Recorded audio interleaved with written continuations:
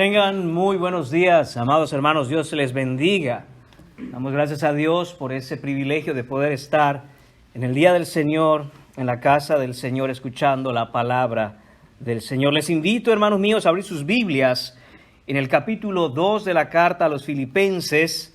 Estaremos hoy en los versículos 17 y 18 en este mensaje titulado Sacrificio y Gozo. Dice así la palabra inspirada del Señor. Y aunque sea derramado en libación sobre el sacrificio y servicio de vuestra fe, me gozo y regocijo con todos vosotros. Y asimismo, gozaos y regocijaos también vosotros conmigo. Oremos, hermanos. Padre, damos gracias una vez más, Señor, por este tiempo. Gracias, Señor, porque podemos ser instruidos, podemos ser edificados. Nuestras almas pueden ser alimentadas con tu palabra, Señor. Te agradecemos ese amor que has tenido por nosotros, primeramente al salvarnos de nuestros pecados, Señor, y también en esa obra que estás haciendo en cada uno de nosotros, Señor, esa santificación, Padre Santo, que a ti debemos.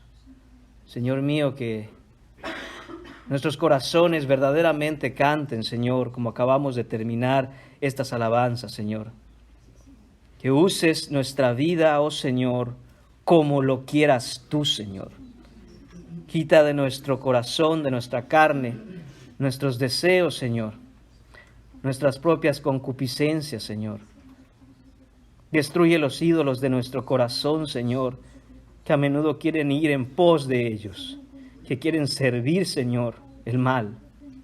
Padre, que te sirvamos a ti, que vivamos sacrificialmente en ti y encontremos nuestro gozo y nuestra satisfacción plena solamente en ti, Señor.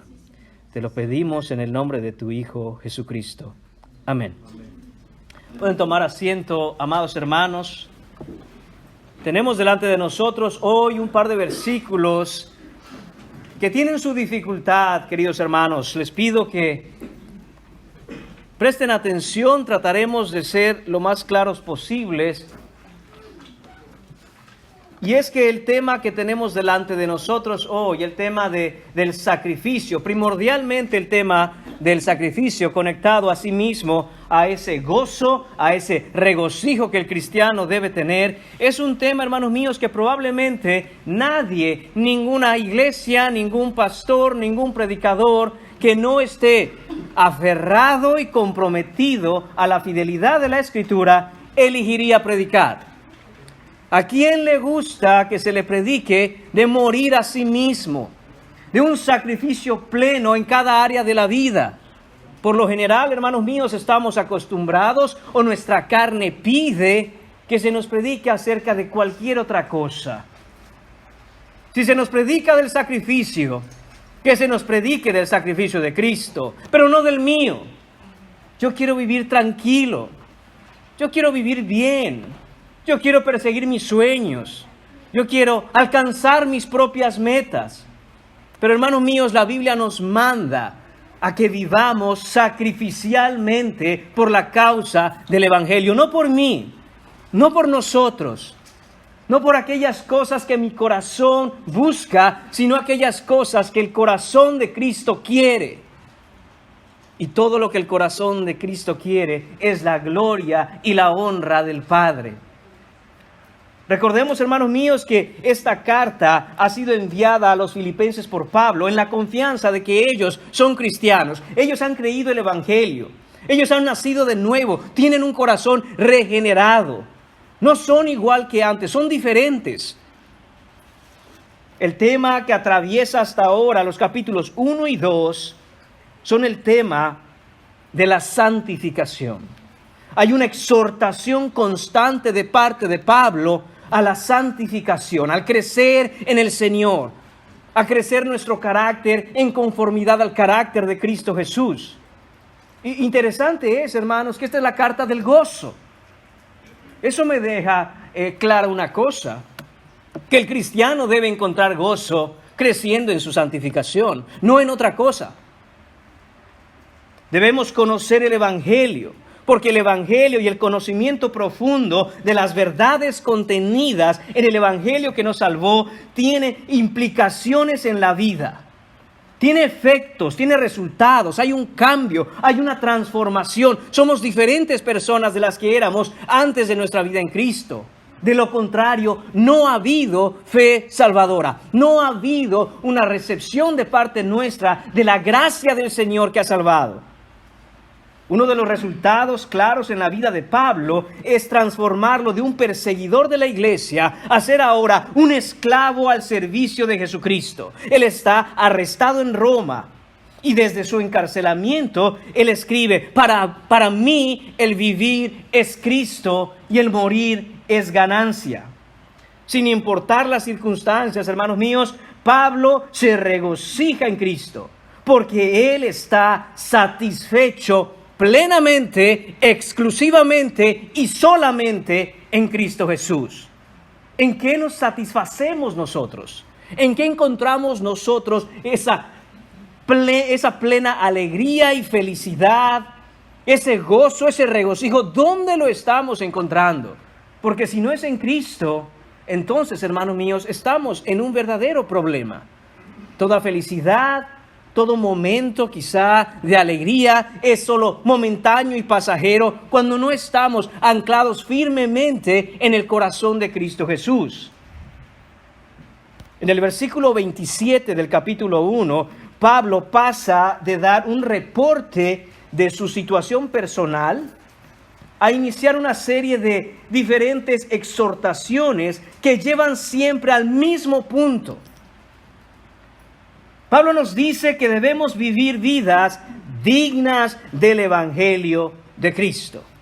Hemos visto ya, hermanos míos, cómo Él nos pide solamente que os comportéis como es digno del Evangelio. Nos pide que debemos estar firmes en un mismo espíritu, que debemos combatir unánimes por la fe del Evangelio, que no debemos intimidarnos. Nos pide que estemos juntos, unánimes, en humildad, que estemos viendo también por los otros. Nos ha presentado el ejemplo de Jesucristo.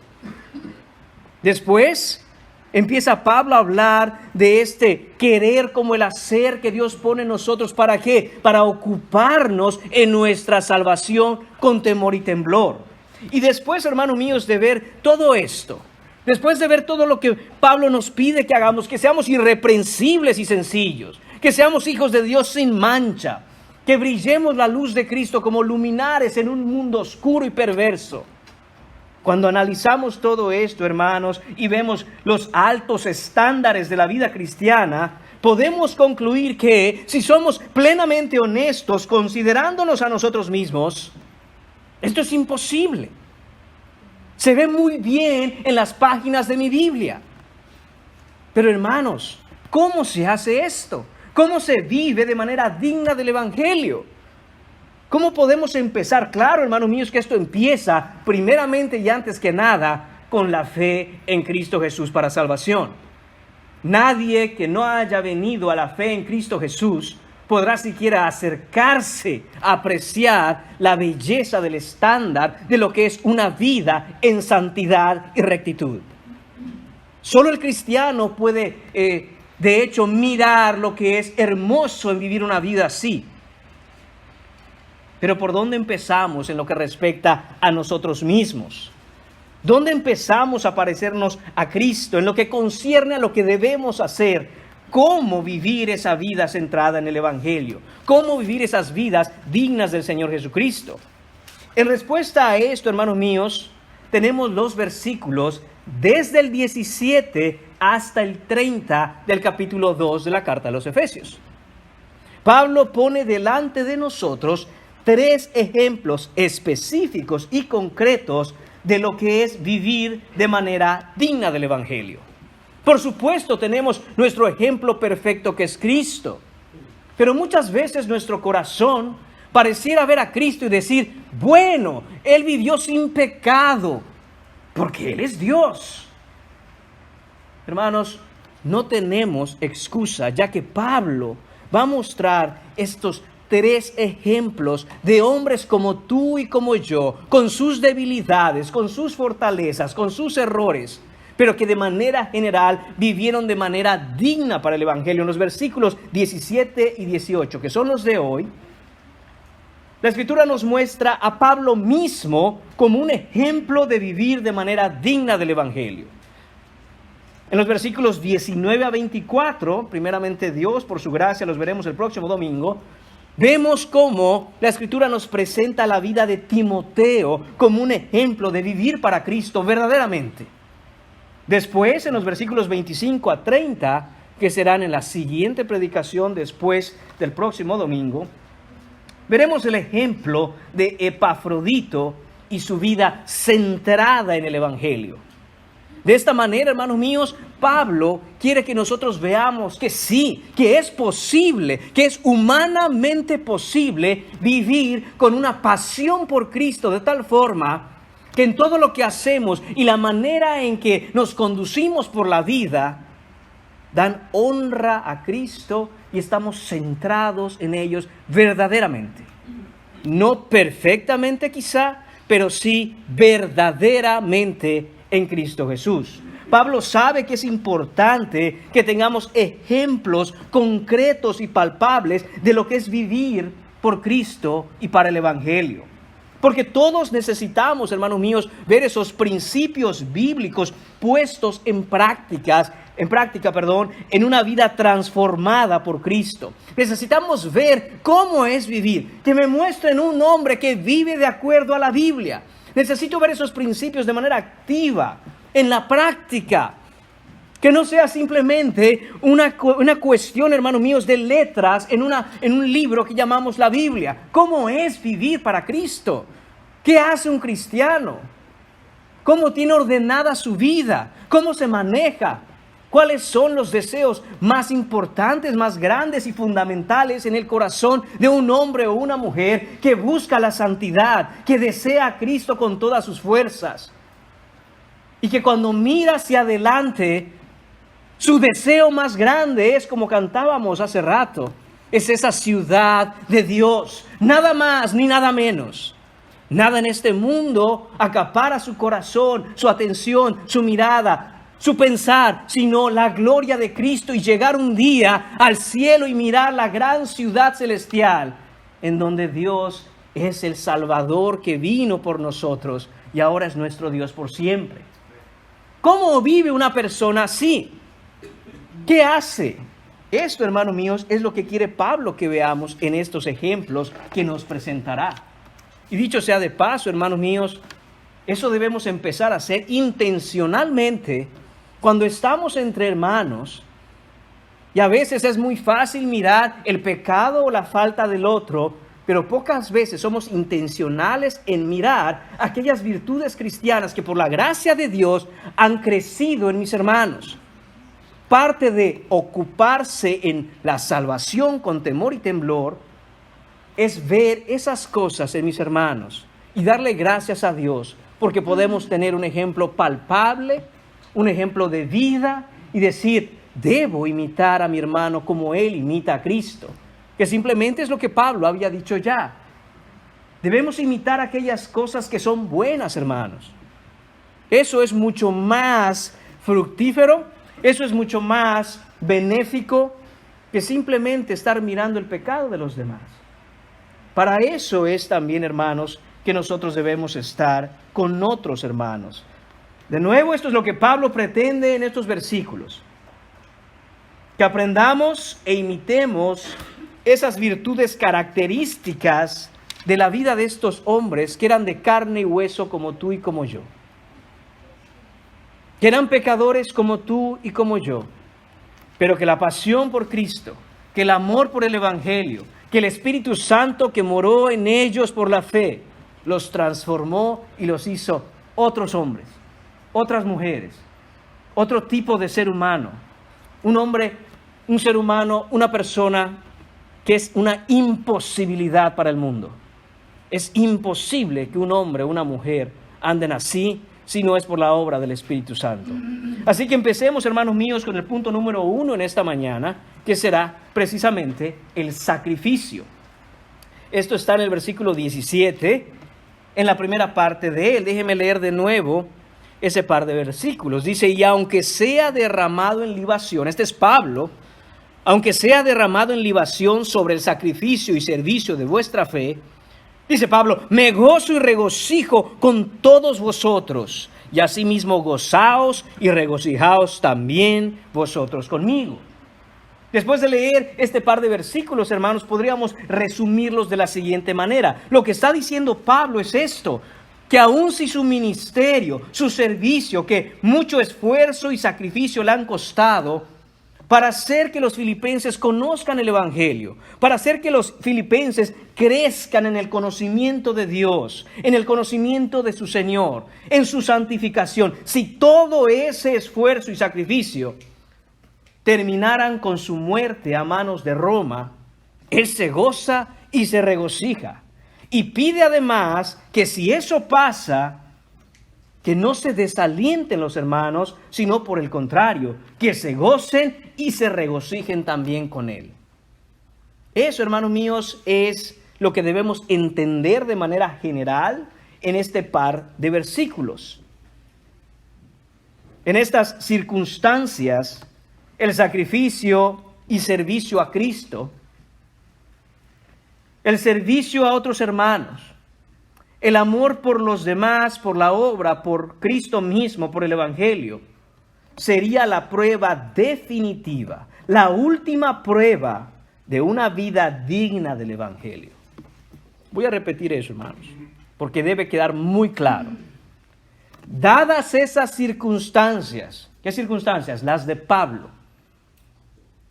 Si alguno de nosotros viviera algún tipo de circunstancias similares o parecidas a las de Pablo, persecución, encarcelamiento, sufrimientos, él fue apedreado, fue golpeado, fue latigado, su sacrificio, su servicio a los demás es la prueba definitiva, la prueba última de que él ha sido verdaderamente renovado por el poder del Espíritu y que el gozo en medio de ese servicio, el regocijo que siente por Cristo en medio de las adversidades, levantan gloria al nombre de Cristo.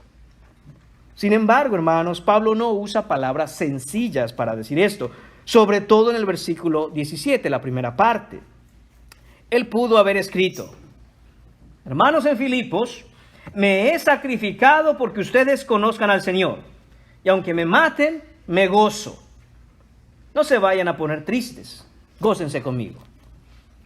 De manera directa, eso es lo que hubiera podido decir Pablo. Sin embargo, como he dicho ya, el lenguaje que utiliza Pablo es muy diferente.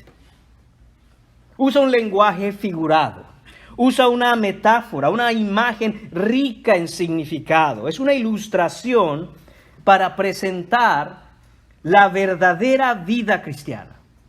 La verdadera vida cristiana en una de las más bellas formas, si no es que la más bella de las formas en que alguien pudiera hablar de la vida cristiana.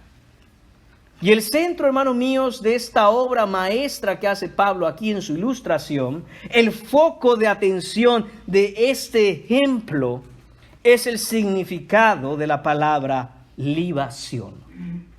En el versículo 17 dice, aunque sea derramado en libación. Esta palabra, hermanos míos, es la palabra única y específica que es utilizada en el Antiguo Testamento para un tipo de ofrenda líquida que se ofrecía a Dios en el tabernáculo del templo. Pablo usa esta misma expresión en 2 de Timoteo, versículo 6 del capítulo 4. Dice, porque yo ya estoy para ser sacrificado, dice Reina Valera. La Nueva Biblia de las Américas traduce de una manera más específica y dice, porque yo ya estoy para ser derramado como una ofrenda de libación y el tiempo de mi partida ha llegado. Recordemos que en la segunda carta a Timoteo, Pablo se está despidiendo de él. Sabe que ya va a morir, sabe que ya va a ser ejecutado.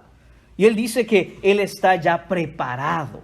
Él está listo para ser derramado como una ofrenda líquida, como una libación. Pablo entiende, hermanos míos, claramente que en última instancia y aún al final de sus días, de lo que se trata la vida cristiana en su más profundo sentido es el de ser derramados como ofrenda de libación. Pensemos en esto por un momento, hermanos. Pablo está ya al final de sus días. Literalmente tenía los días contados cuando escribió la segunda carta a Timoteo.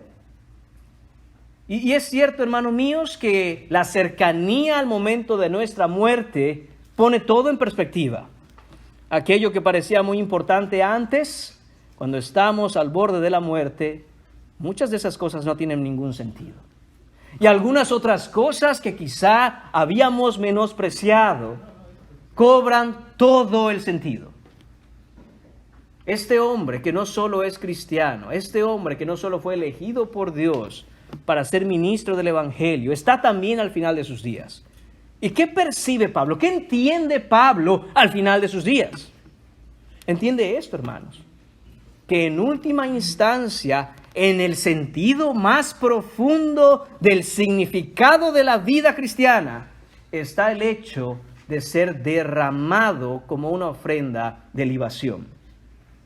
Si regresamos a Filipenses, después de hablar un poco en 2 Timoteo, vemos que dice Pablo, derramado en libación sobre el sacrificio y servicio de vuestra fe. De nuevo aparece ahí la palabra sacrificio de la que hemos estado hablando. Y es que, hermanos míos, esa libación, esa ofrenda líquida, era la que se llevaba a cabo después de que se ponía un cordero en holocausto y tenía que derramarse vino sobre esa ofrenda de tal forma que el vapor del vino subía delante del Señor como un aroma agradable a Él. Y Pablo utiliza estas dos palabras, sacrificio y servicio. Sacrificio, esto es una ofrenda. Es la misma palabra utilizada en Lucas capítulo 2, versículo 24, cuando cuando José y María llevaron a Jesús al templo y dice que presentaron ofrenda, 2 tórtolas. La palabra en el original es exactamente la misma que Pablo utiliza aquí. Además, servicio, esto es servicio al Señor.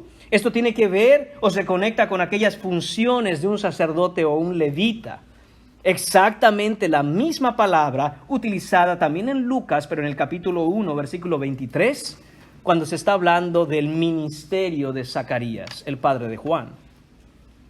Todas estas palabras, hermanos míos, van conectadas directamente con la escena, con la imagen del antiguo sistema sacrificial en el Antiguo Testamento. Además, no solo eso, antes ya en el versículo 16, Pablo nos ha dicho que debemos estar asidos a la palabra de vida y que debemos nosotros considerar que Pablo no haya corrido en vano o en vano trabajado. Hay una labor, hay un ministerio al que Pablo está dedicado. Si vamos un poco más atrás, veremos también, como hemos hablado ya antes de esto, que debemos ser hijos de Dios sin mancha. Y esa expresión sin mancha debe recordarnos que ese era el requisito para los corderos ofrecidos al Señor en holocausto, un cordero sin mancha. Todo el vocabulario empleado aquí y con el cual Pablo quiere que veamos y apreciemos la imagen, tiene que ver, hermanos míos, con el sacrificio en adoración. ¿Cuál es el punto de Pablo entonces en todo esto? Para tener una ilustración más directa y clara, hermanos, acompáñenme a Números capítulo 15 y leamos los versículos 8 al 10. Dice el Señor: cuando ofrecieres novillo en holocausto o sacrificio por especial voto o de paz a Jehová, versículo 9, ofrecerás con el novillo una ofrenda de 3/10 de flor de harina amasada con la mitad de un hin de aceite y de vino para la libación. Ahí está la palabra y la imagen, la metáfora que usa Pablo. De nuevo dice ahí el versículo 10, y de vino para la libación ofrecerás la mitad de un hin en ofrenda encendida de olor grato a Jehová. Y ponga eso en su mente. Esta libación, el derramamiento de este vino en el holocausto, producía olor grato a Jehová. Si conectamos todo esto, hermanos míos, podemos ver que la adoración al Dios verdadero no solo consistía, como creo todos hemos escuchado antes, en ofrecer un cordero en sacrificio, en holocausto, por supuesto, es decir, quemado, pero que ese sacrificio, el sacrificio de ese cordero, finalizaba o se completaba primeramente con harina, 3/10 amasada con aceite, medio hin de aceite. Un hin es casi exactamente lo mismo que un galón. Así que cuando vea usted medio hin, piense en medio galón. Pero lo más importante y lo que nos concierne hoy con respecto a la libación, dice que medio hin de vino. De nuevo, esto se derramaba en el holocausto para desprender ese olor grato delante de Jehová. Entonces, hermanos, el derramamiento del vino sobre la ofrenda era el componente final que completaba el sacrificio en adoración al Señor. El sacrificio, es decir, la adoración al Señor, estaba incompleta sin la libación. Y empieza usted a conectar todo esto que estamos hablando. La labor de Pablo, el sacrificio de Pablo, la vida de Pablo. Y él hace una conexión y dice, estoy listo para ser derramado en libación. Aún si soy derramado en libación, yo me voy a gozar. ¿Qué es lo que está diciendo Pablo? ¿Qué quiere Pablo, hermanos míos, que entendamos con todo esto, con toda esta ilustración? Hermanos míos, que toda su labor, todo su esfuerzo, que todo empeño en la obra del Señor para que muchos otros vengan a Cristo, sus padecimientos por causa del Evangelio, sus persecuciones, sus encarcelamientos y aún su inminente ejecución a manos del Imperio Romano, son como esa ofrenda de libación que se derrama y completa el sacrificio del Cordero, y el Cordero es Cristo. Eso quiere Pablo que entendamos. Que ha habido una adoración a Dios cuando el Cordero Santo, perfecto, inmolado que es Cristo murió en esa cruz. Pero que habrá también el punto final, habrá también la totalidad completada de ese sacrificio cuando se derrame en libación la vida de aquellos que Él ha salvado sobre su sacrificio. Y hay que tener mucha atención aquí, hermanos, porque si usted ha estado prestando atención, uno pudiera concluir erróneamente que estamos diciendo que la obra de Cristo no fue completada, que de alguna manera Pablo o nosotros como cristianos tuviéramos que sacrificarnos en nuestra vida para completar su obra. Nada más lejos de la realidad, muy por el contrario. Lo que está sucediendo aquí es esto, no que la obra de Cristo haya quedado incompleta, sino que Cristo ha sido el sumo sacerdote que en sus funciones delante de Dios el Padre se ofreció a sí mismo como el perfecto sacrificio, y el mismo Cristo, aquel que murió y que resucitó, ha planeado cómo derramar la vida de Pablo, a quien salvó, y la vida de todos aquellos que Él ha rescatado, como una libación para ofrecerle al Padre un olor grato por la santidad con que vivimos. Es el mismo Cristo quien está haciendo esto. ¿Se da cuenta que dice Pablo? Y esto es súper importante. Aunque sea derramado. No dice, aunque yo vaya y derrame. No, dice Pablo, aunque yo sea derramado. Eso es voz pasiva. Significa que alguien más lo está derramando a él. No que él se está derramando a sí mismo. Como si él pudiera en algún momento entonces recibir cierto honor o cierta gloria porque Él ha decidido vivir sacrificialmente. No, hermanos míos, sino que Cristo mismo lo ha hecho participante. No que Él pueda poner algo extra al sacrificio de Cristo, sino que Cristo lo ha tomado a Él para ser derramado. Es que Cristo es el que está haciendo la obra en su vida, es que Cristo lo sostiene, es que Cristo lo dirige, y ha planeado el Señor derramar a Pablo en sacrificio, en ofrenda, libación para el Señor, de tal manera que la vida de Pablo entregada al Evangelio levante gloria, levante un olor fragante delante del Señor. El que comenzó en vosotros la buena obra, Él la perfeccionará, Él la cumplirá, Él la completará, la llevará a cabo de manera completa. Y encaja perfectamente bien el entendimiento de este pasaje, hermanos míos, con el hecho de que estamos hablando de la santificación. Crecer en santidad. ¿Hasta qué grado vamos a crecer en santidad? ¿Hasta dónde en esta vida estaremos tratando, hermanos míos, y por la gracia del Señor, de parecernos a Él? Dice Pablo, ¿sabe hasta dónde? Hasta el día que el Señor Jesucristo nos vea dignos de tomarnos y derramarnos como un sacrificio delante del Padre. Esto es, hermanos míos, lo que Pablo está diciendo. Dicho de una manera más directa, la santificación del creyente incluye la obra de Jesucristo. Es Cristo quien tiene en última instancia toda autoridad en nuestra santificación. Hago referencia de nuevo a los himnos que cantábamos. Y en mi oración dije que nuestro corazón, Señor, no solo cante esto, pero que vivamos verdaderamente esto. Toma mi vida, oh Señor, como lo quieras tú. Esto es lo que está diciendo Pablo aquí. Hermanos, esos himnos no son elegidos al azar. Piense cuando cante los himnos que se eligen cada domingo, que van conectados con el tema. Hermanos, Pablo está diciendo, el Señor es dueño de toda mi existencia.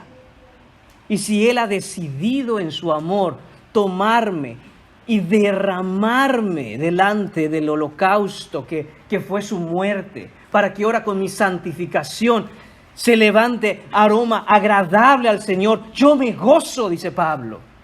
Yo me gozo completamente. La belleza, hermanos míos, de la vida cristiana consiste en confiar en que todo en nuestro camino hasta la gloria ha sido establecido y ordenado por Dios para derramar nuestra vida en sacrificio para su gloria. ¿Te has preguntado cuál es el sentido de la vida? Si nunca lo has hecho, deberías. ¿Para qué vives? ¿Qué es la vida? ¿Qué es vivir? ¿Seguir respirando? Hermanos míos, estamos en el capítulo 2 de Filipenses. Empezamos esta carta el 1 de enero, año 2023. Ya estamos a finales de marzo, casi un cuarto del año se ha ido. Y en este tiempo, ¿cómo ha cambiado tu vida? ¿Cómo has sido transformado por el poder del Evangelio, por la palabra de Dios? ¿Cómo eres ahora diferente? ¿O se ha ido un cuarto del año y será otro igual que el 2022? No estoy muerto, pues porque vivo, porque respiro. Hermanos, no es esa la vida que el Señor quiere que tengamos. La vida eterna no es eso. No es solo simplemente decir, bueno, no estoy enfermo, estoy bien. Bueno, económicamente no tengo necesidades, estoy bien. Bueno, las cosas de mi matrimonio están yendo bien.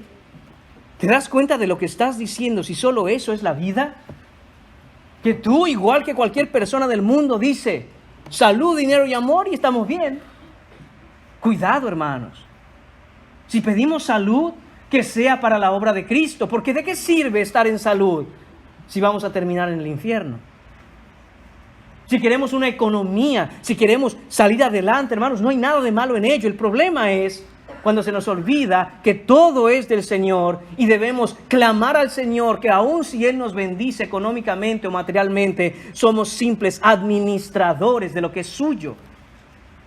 ¿Queremos ser amados, aceptados, apreciados? Hermanos, claro, ¿por qué no? Pero recuerda que el amor de cualquier ser humano es falible. Y lo que tienes que desear más que cualquier otra cosa es el amor de Cristo. Hermanos, ¿para qué vivimos? Dice Pablo, ¿sabe cuál es el sentido de la vida? vivir sacrificialmente, morir por la causa del Evangelio. Pablo entendió que Cristo lo salvó. Ese es nuestro problema, que muchas veces olvidamos quiénes somos delante del Señor. Oh, hermano, hay que vivir con pasión para Cristo. Claro que hay que vivir con pasión para Cristo. ¿Sabe por qué no hay pasión por Cristo? Porque se te olvida qué pecador eres y se te olvida qué Salvador es Él. Se te olvida de dónde te sacó el Señor. Se te olvida que a causa de tus iniquidades, tus pecados, tus rebeldías, ibas a perderlo todo aquí. Y además, tu alma en el infierno. Y sin embargo, Él te salvó. Y empieza a poner en orden tu vida y te da lo que no mereces. Y en tu corazón, y en el corazón de todos nosotros podemos atrevernos a ver al Señor y decir, bueno, Señor, ya estoy bien y sé lo que dice tu palabra y sé lo que mandas, pero ¿sabes qué? A mí no me interesa. Yo quiero otra cosa. Dios tenga misericordia de nosotros, hermanos. Pablo no vivió así y era un hombre igual que nosotros. Pero la pasión en su corazón, el entendimiento de quién era él, el entendimiento de que fue Cristo quien escogió a Pablo para el ministerio a los gentiles. Fue Cristo quien escogió a Pablo como ministro por el don de la gracia de Dios. Fue Cristo quien escogió a Pablo para llevar el evangelio, para ser perseguido, para ser atribulado, para ser encarcelado y aún ejecutado. Pablo dice, yo soy siervo de Jesucristo. Mire cómo en Hechos capítulo 9, en el versículo 15, aquí el Señor está hablándole a Ananías, después de que Pablo se encontró con Cristo resucitado y quedó ciego al ver el resplandor de su gloria. Le dice el Señor a Ananías que vaya y ponga mano sobre Pablo y él recuperará la vista. Y Ananías le dice, Señor, Pablo, grandes males ha hecho este hombre a tu pueblo, a los cristianos. Ananías tiene un temor natural, pero el Señor le dice, ve, porque instrumento escogido me es este. No que Pablo haya escogido al Señor, sino que Dios escogió a Pablo. ¿Y tú crees que tú escogiste al Señor? En última instancia, Él te escogió a ti. Le perteneces y es tu dueño. Él es tu Señor. Pero no para ahí, no solo dice el Señor, escogido me es este. Dice, para llevar mi nombre en presencia de los gentiles y de reyes. Amén, gloria a Dios. ¿Qué ministerio ha de tener Pablo entre las naciones gentiles de toda el área y delante de reyes? Pero el Señor no para ahí. Y dice, y de los hijos de Israel, porque yo le mostraré cuánto le es necesario padecer por mi nombre. Antes de que Pablo se enterara cuál iba a ser su ministerio, el Señor sabía perfectamente qué es lo que Pablo iba a vivir. Y se vivirá padecimientos a causa de mi nombre. Ese es el hermoso plan que tengo para su vida. Y no estoy siendo sarcástico, hermanos. Ese es el hermoso plan que tiene Dios para la vida del cristiano. Ser derramado en sacrificio para levantar un olor grato delante del Señor. Ese es el hermoso plan. Y Pablo lo sabe, lo entiende, lo conoce. Él sabe que eso es lo que tiene que hacer. No solo tiene que hacerlo, pero desea hacerlo. De ahí, hermanos míos, que Pablo hace diferentes exhortaciones en muchas de sus cartas. Vemos, por ejemplo, en segunda carta a los Corintios, en el capítulo 2, versículo 14, mas a Dios gracias, el cual nos lleva siempre en triunfo en Cristo Jesús y por medio de nosotros manifiesta en todo lugar el olor de su conocimiento. Empieza a ver cómo Pablo usa esas palabras conectándolas con aquel aroma, con aquel olor fragante que se levanta por la vida sacrificial que tenemos para con Él. Dice el versículo 15, porque para Dios somos grato olor de Cristo en los que se salvan. El contexto aquí es como el cristiano está en medio de gente que no cree en Cristo. Y ellos son, en medio de todo eso, olor grato a Dios. por la vida sacrificial que tenemos llevando el Evangelio a otros. Ese es olor grato delante de los que se salvan. En Efesios, hermanos míos, en el capítulo 5, versículo a partir del 1. Sed pues imitadores de Dios como hijos amados, y andad en amor como también Cristo nos amó y se entregó a sí mismo por nosotros. Vea cómo Pablo nos pide, imiten a Cristo que se entregó por nosotros. Y es más específico y dice, ofrenda y sacrificio a Dios en olor fragante. Misma imagen, misma escena, misma referencia, misma ilustración. Ser derramado delante de Dios como parte de ese sacrificio. Además, hermanos míos, conocemos también, y si no, debemos conocer bien, Romanos capítulo 12, versículos 1 y 2. Después de 11 capítulos en donde Pablo expone las misericordias de Dios, la obra de Cristo Jesús, los padecimientos del Salvador, como en su amor fue a la cruz por nosotros. Entonces ahora dice en el capítulo 12, así que, hermanos, os ruego por las misericordias de Dios, no por otra cosa, no para que las cosas te vayan bien en la vida, no para que resuelvas tus problemas. Os ruego, dice Pablo, por las misericordias de Dios. ¿Qué cosa, Pablo? ¿Qué nos ruegas por esas misericordias? Dice Pablo, que presentéis vuestros cuerpos en sacrificio vivo, santo, agradable a Dios, que es vuestro culto racional. Vivir un sacrificio vivo, valga la redundancia. Llevar nuestra vida de tal manera que somos ese sacrificio delante de Dios. Y esto conecta con la santidad, con la rectitud con la que vivimos en este mundo, porque el versículo 2 es claro. No os conforméis a este siglo, sino transformaos por medio de la renovación de vuestro entendimiento, para que comprobéis cuál sea la buena voluntad de Dios, agradable y perfecta. Eso estamos llamados a hacer, hermanos. Debemos llegar a la plena convicción. A la plena convicción dentro de nosotros mismos, en nuestro corazón y en nuestra voluntad. Es necesario que examinemos nuestro corazón, que verdaderamente analicemos y examinemos lo que hay en nuestro corazón. Una convicción genuina de que vivimos para ser olor fragante como ofrenda de libación a nuestro Dios. ¿Puedes decir tú cuando ves tu vida y quién eres y cómo vives que eres un sacrificio vivo para tu Dios? Y decir, Señor, heme aquí. Haz conmigo lo que tú quieras. Que yo soy el sacrificio vivo. Lo que tú me pidas haré. A donde tú me lleves yo voy. Lo que sea que haya que hacer, Señor, para levantar gloria a tu nombre. Solo habla a tu siervo, que tu siervo escucha. Gálatas capítulo 2, versículo 20.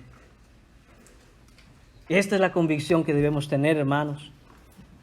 Con Cristo estoy conjuntamente crucificado. Y ya no vivo yo. Ya no vivo yo. Ya no vivo yo. Dile a tu alma, dile a tu corazón, dile aquellas cosas que deseas. No, ya no vivo yo. Mas vive Cristo en mí. Y lo que ahora vivo en la carne, mi día a día, las cosas que hago, la manera en que decido cómo llevar mi andar en este mundo, ya no vivo yo. Lo que ahora vivo en la carne, lo vivo en la fe del Hijo de Dios. Lo vivo confiando en Él, obedeciéndole a Él, guardando sus mandamientos, yendo en pos de Él, siguiéndolo a Él. El cual me amó y se entregó a sí mismo por mí. ¿Cuál es el punto aquí? Él se sacrificó por mí, ahora yo viviré para Él. Ahora yo viviré para Él. ¿Estás convencido de estar siguiendo a Cristo? ¿Estás convencido de escuchar la voz del Señor que dice, sígueme? Y estás tras sus huellas. Y se dice fácil, hermanos míos, siga a Cristo. Se dice fácil esa palabra porque cuando se dice en el vacío, dice, oh sí, yo voy a seguir a Cristo. Amén. Pero considera todo lo que eso implica, todo lo que eso significa. Sígueme, dice Cristo. No lo dijo en el vacío. Sígueme, lo dijo en su ministerio terrenal. Tomó a estos hombres y les dijo, síganme. Fue más específico después cuando dijo, el que no toma su cruz y me sigue, ¿a dónde crees que sigues a Cristo? ¿A dónde crees que sigues a un hombre que en su ministerio tomó su cruz y fue crucificado? ¿A dónde crees que lo sigues? Si no lo sabes, te lo voy a decir hoy. Sigues a Cristo al Gólgota. Ahí es a donde lo sigues. Al sacrificio. Ahí es a donde lo sigues. No lo estás siguiendo al trono. El trono es suyo. Lo estás siguiendo a la cruz. Y después nos gozaremos de verlo en el trono. Porque amamos a nuestro Rey. Y aún Él ha prometido que nos sentará conjuntamente con Él en el trono. Pero no podemos evitar la cruz. No hay un atajo, no hay una desviación, no hay un túnel por aquí, no hay otra ruta. Es hacia la cruz que lo seguimos, hermano. Es hacia la cruz. Pablo entiende, hermanos míos, que su ministerio y el sacrificio que es delante del Señor es lo que en última instancia no solo Cristo desea, pero su corazón desea. Es por eso que Pablo no se queja. Hablamos de estas cosas anteriormente. En predicaciones pasadas hemos visto diferentes exhortaciones y una de ellas ha sido que debemos hacer las cosas sin murmuraciones ni contiendas. ¿Cómo puede Pablo hacer eso? Porque él sabe el sentido de su vida. No le toma por sorpresa. Oh, ¿por qué estoy viviendo esto? ¿Por qué será que me encarcelaron? ¿Por qué será que me quieren matar? ¿Por qué será? Él sabe perfectamente por qué, y no solo sabe perfectamente por qué, está de acuerdo con que así sea, porque entiende que vive en las manos del Salvador. Pregunta para nosotros hoy. Si este es el ministerio de Pablo, y este es el sacrificio que Pablo estaba dispuesto en el cual ser derramado, ¿cuál es tu ministerio? Porque podríamos decir, esto es para ministros, esto es para predicadores, para pastores, para maestros de la palabra. Ya ve, sacrifíquese, hermano. Sí, amén. Pero esto también aplica para cada uno de los creyentes. Para cada uno de los creyentes. ¿Cuál es tu ministerio? Es decir, ¿en qué estás sirviendo al Señor? ¿Qué es lo que Dios te ha dado para que atiendas? Y probablemente muchos aquí ya saben a dónde voy. Y no voy porque me gusta ir ahí nada más de balde, es porque eso es lo que enseña la Biblia. Tu familia. Primer ministerio. ¿Cómo estás viviendo sacrificialmente para que aquellos que tienes más cerca, la influencia tuya es más directa en ellos, impacte de tal forma que los lleves a Cristo? Solo déjame preguntarte algo. ¿De verdad, padre, madre, de verdad tú vienes y me dices soy cristiano y cuando muera me voy a ir al cielo? Pero ¿sabes qué? Si mis hijos se quedan acá y luego se van al infierno, no me importa. Hermanos, eso yo no lo creo. Por simple amor natural, si quieres. Clámale al Señor y dile, yo no me voy al cielo sin mis hijos. Y no es que tú los puedas salvar, pero es que vas a confiar en Él y vas a ser diligente en hacer lo que debes hacer, lo que el Señor ha mandado para traer a tus hijos contigo. O te vas a ir muy tranquilo. Yo me voy para el cielo y tus hijos, sí hizo lo que se pudo. Me salieron malos. No es así. Y muchos aquí, hermanos míos, y sería yo ingenuo de pensar que todos los que están aquí han venido aquí y vinieron porque en su corazón hay una pasión por el Señor y dijeron es domingo, yo estoy listo para ir a la iglesia, quiero escuchar la palabra de Dios. Gloria a Dios si es así, yo estoy equivocado y no hay aquí una sola alma que no haya venido por una pasión y amor por el Señor. Pero no quiero pecar de ingenuo. Hay personas aquí que vinieron porque tenían que venir. Hay personas que vinieron aquí porque dijeron, bueno, pues no queda de otra, ¿verdad? Pues ya qué, es domingo, hay que ir a la iglesia. Y esto es igual, sea un anciano, sea un adulto, sea un joven. Y quizá muchas veces pensamos más en los jóvenes. Acá hay jóvenes. Aquí están los hijos jóvenes de muchos de ustedes. Y si a veces les preguntáramos, si nos atreviéramos, si tuviéramos la osadía de preguntarles, hijito, ¿y tú qué quieres hoy domingo? ¿Ir a la iglesia o quedarte aquí en la casa? Te va a decir quedarme en la casa. Yo quiero quedarme en la casa, ¿para qué voy a la iglesia? Voy porque me llevan. Por eso voy, si no, no fuera. ¿Tú sabes por qué no quiere venir a la iglesia? Porque no es cristiano. Porque no es cristiana. Porque no tiene un corazón regenerado. Porque no tiene fe en Cristo. Porque no ha nacido de nuevo. Porque no ha habido regeneración. Porque está perdido, porque está perdida. Porque si muere hoy se va al infierno. Y tú, padre, y tu madre, no pasa nada. Horas en el TikTok, no pasa nada. Horas en la computadora, no pasa nada. Pasa todo. Y no estás haciendo nada. Esa es la diferencia. ¿Cómo vas a vivir sacrificialmente en dependencia al Señor y que tu vida sea contada como esa libación que levanta un aroma agradable al Señor, un olor grato delante de Él por aquel ministerio que han puesto delante de ti? Varón, ¿estás viviendo como el Señor te pide que vivas para con tu esposa? ¿Cómo, hermano? No lo sé. ¿Nunca has leído Efesios capítulo 5? Amando a tu esposa como Cristo amó a la iglesia, que se entregó y dio su vida por ella. Esa es la vida que tú estás teniendo. Si tú estás casado hoy, ese es el plan de Dios para tu vida. Ese es el sacrificio que el Señor ha planeado que tú hagas. Que vivas sacrificialmente, primeramente por tu esposa y en segundo lugar por tus hijos y tu familia. Ese es el plan de Dios para tu vida. No busques otro plan, no busques otros propósitos, mata los deseos de tu corazón, deshazte de tus sueños, de tus metas, de que quiero esto, de que quiero aquello, que tu autorrealización. No, dice el Señor, que vivas sacrificialmente.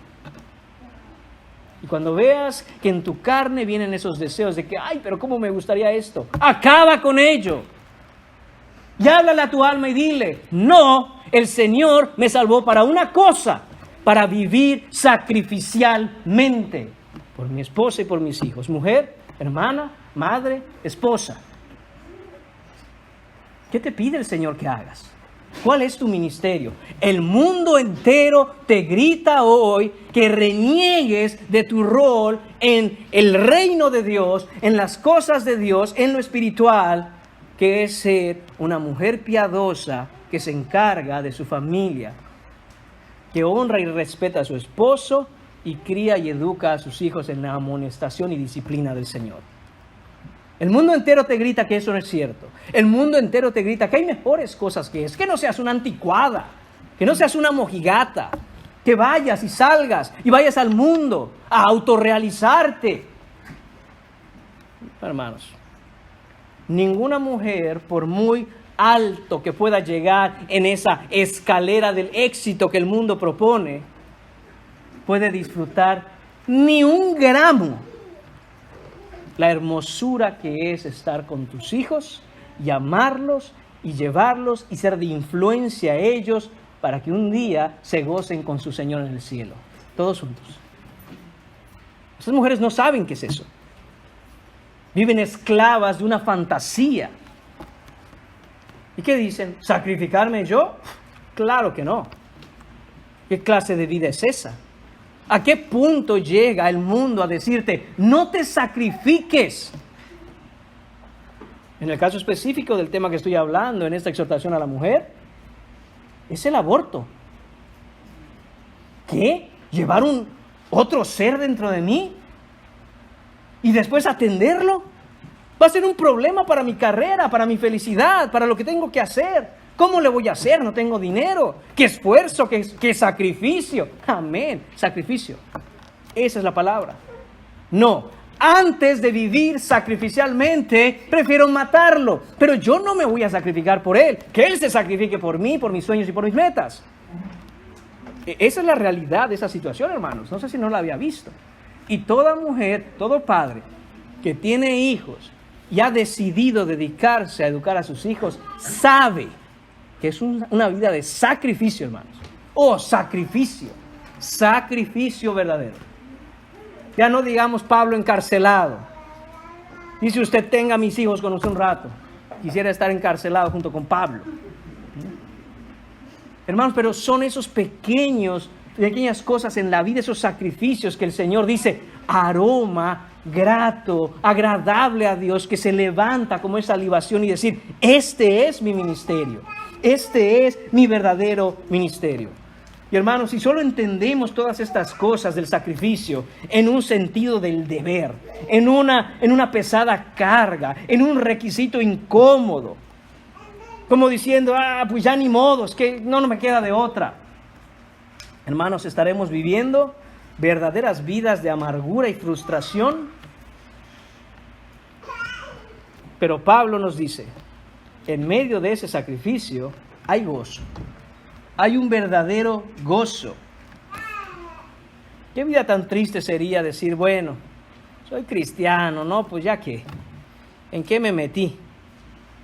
Voy a tener que vivir sacrificialmente por los demás. Hermano, no es la manera en que Pablo nos presenta eso. Punto número 2 en esta mañana. Satisfacción. Otra manera de decir gozo. Dice Pablo en la segunda mitad del versículo 17 y todo el 18. Dice,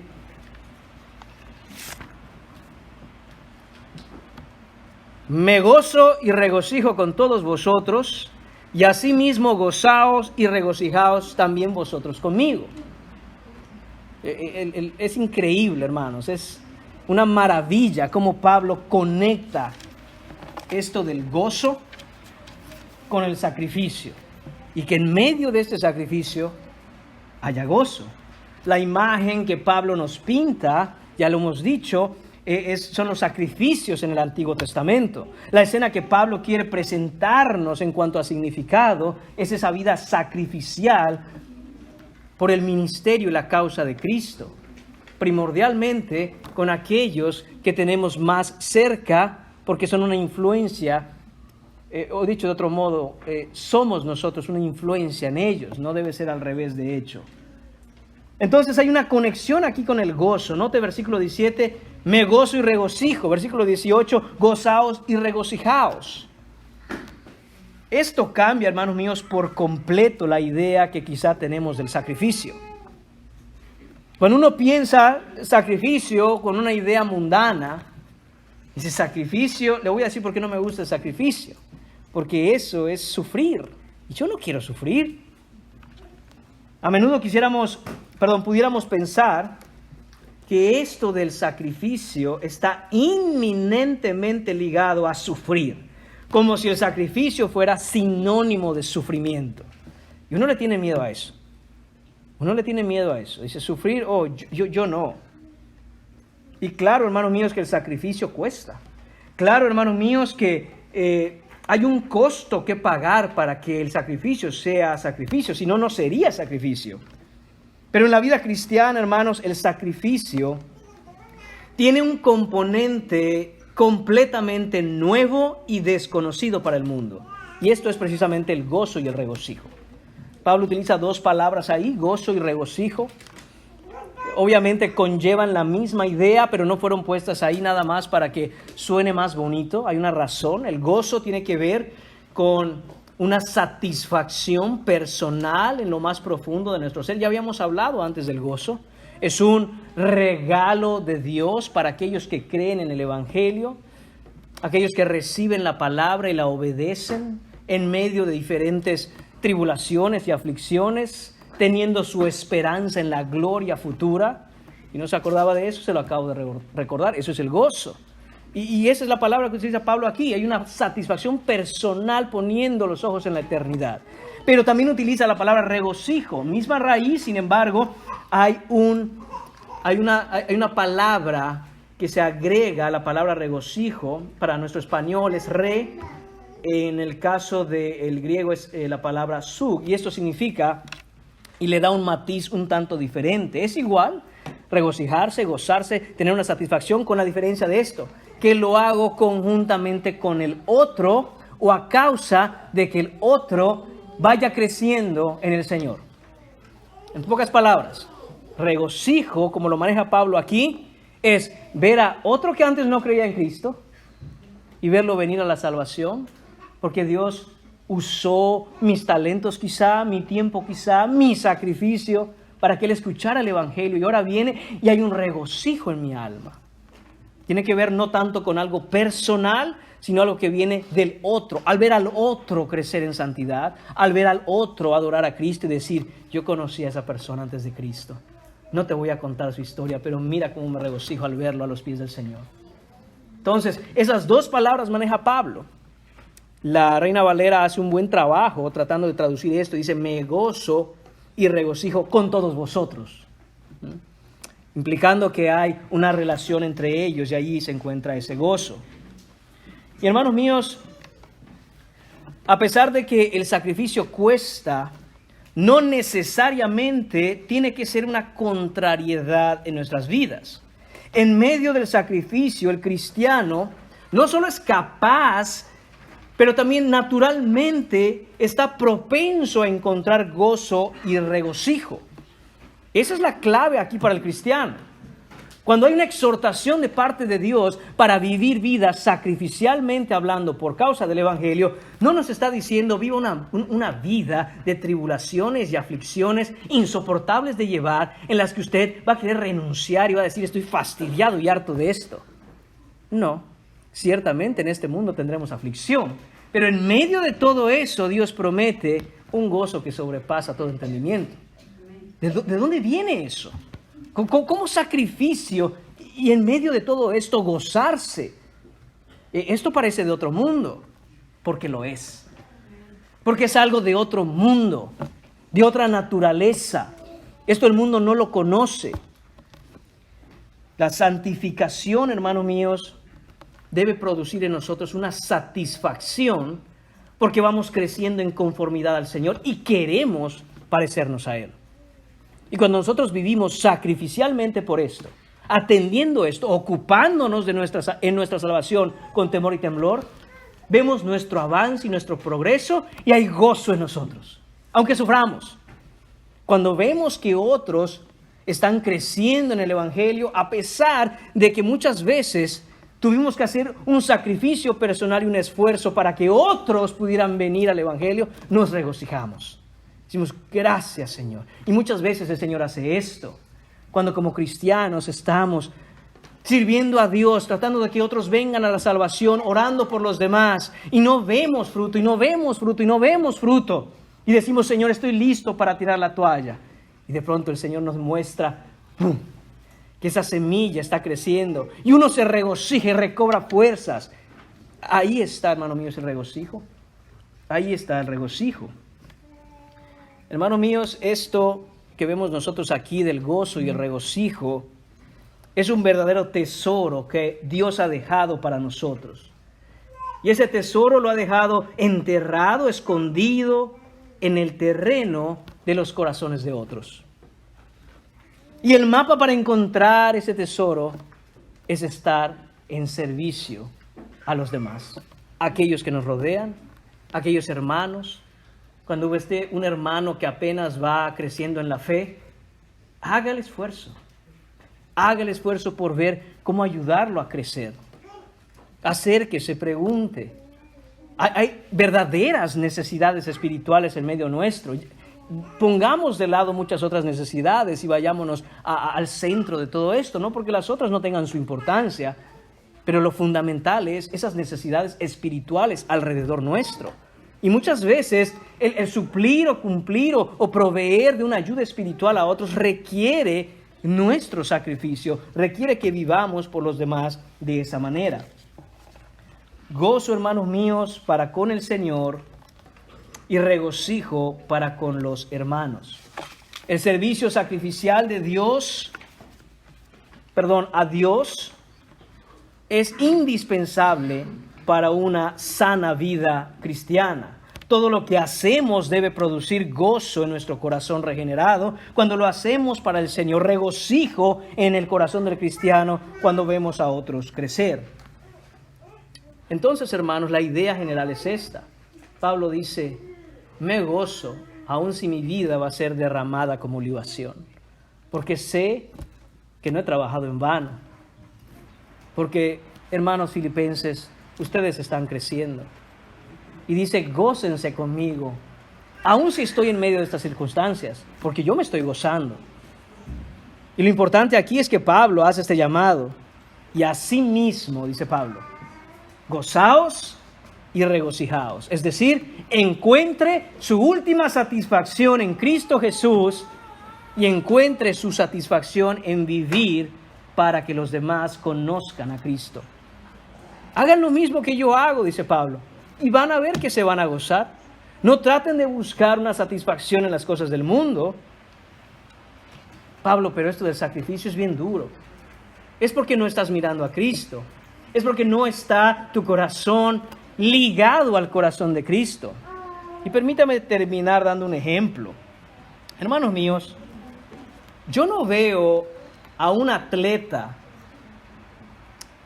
que va a ser seleccionado o fue seleccionado para participar en los Juegos Olímpicos, entrenar fuerte, levantarse temprano, disciplinarse, cumplir con toda una serie de cosas para poner en servidumbre su cuerpo. Yo no lo veo diciendo, ¡ay, qué fastidio es esto! Ya ni modo, voy a tener que ir a las Olimpiadas. No quiero, pero pues ya ni modo, me toca, pues porque fui seleccionado. No, mis hermanos, ningún atleta hace eso. Ni siquiera ha llegado el año de la competencia. Y está esforzándose, disciplinado, cansándose en esos entrenamientos. ¿Para qué? Porque sueña con que ese día llegue. Él ha sido seleccionado, está ya gozoso antes de llegar. Y todo este esfuerzo lo hace para recibir una medalla de oro. Y cuando llega el día y compite y gana, se sube a ese podio, le dan la medalla de oro y hasta la besa. Él sabe que todo ese esfuerzo que hizo, ese sacrificio, no fue una carga pesada para él. Él quería hacer eso.